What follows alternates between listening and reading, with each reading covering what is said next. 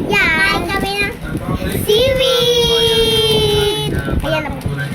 Uy, huwag mo ilabas. Uy.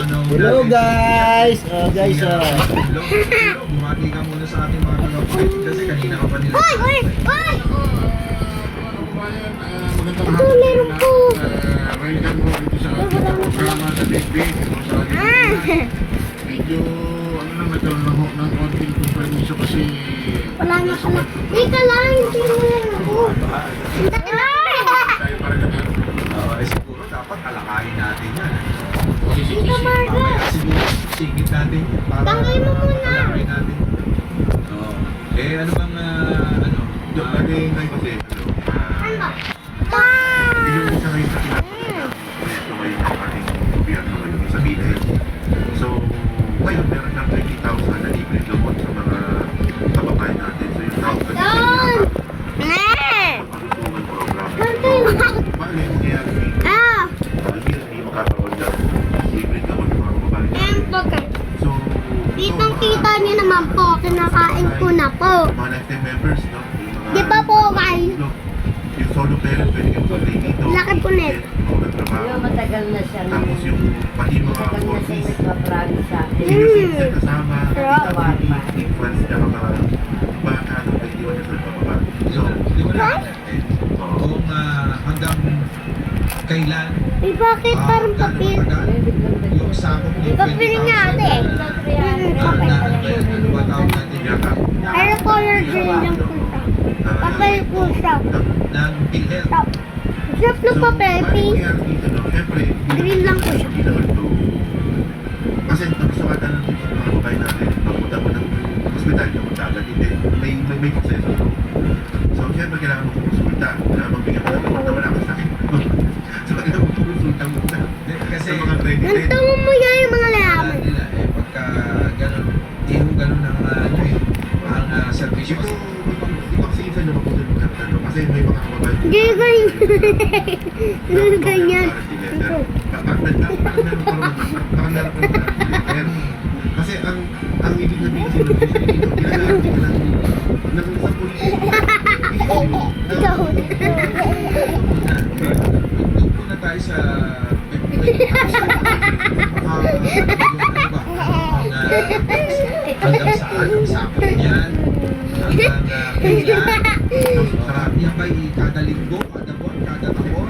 Kada taon to, So, tayo? kada taon, Ayoko. merong ibibigay Ay, alit na pala lang kayo. tulong ng gobyerno na nagkakalaga ng 20,000 Bigyan para ko. sa True PhilHealth Ay. para sa kanilang mga maintenance siguro. Ano? Siguro yung mga senior citizen. Kasi 20,000 na yung sabi ko dito. Tingnan mo. Tsaka sa sugat mo, pasok ng 20,000. Gato kaya mo lang yaya. Kahit like na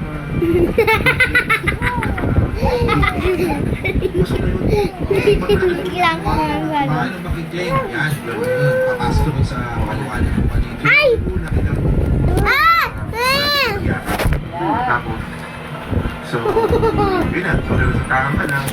Tapos, station. Ayun na! Yan, so, kailangan ng laboratory. So, may mga accredited na hospital dito. So, kailangan ng siguro magpa-register. So, talaga may proseso. Ito mo may malang. Ito, sir, nadagdag ko lang.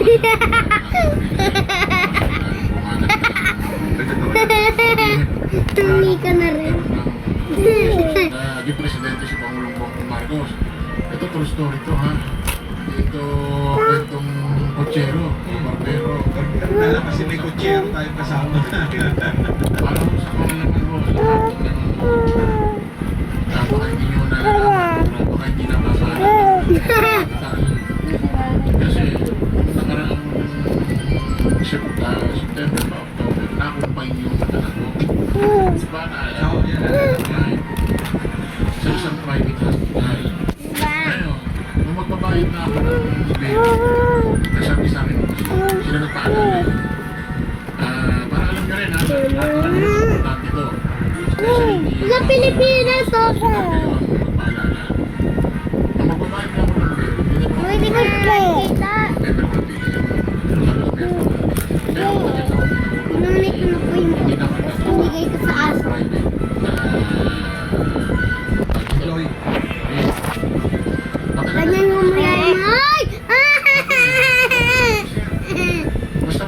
Akin na yan.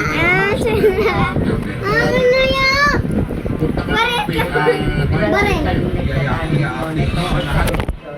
Kahit siyempre, Tuloy yan kasi ano, pinirmanan ng PBBM, wala kaya ako sa bike Bike center.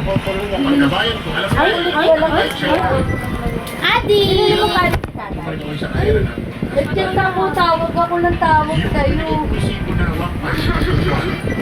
Ang nakaltas mo sa mga anak. Adi. Hala, dapat inuulam natin sa kanin. Tata.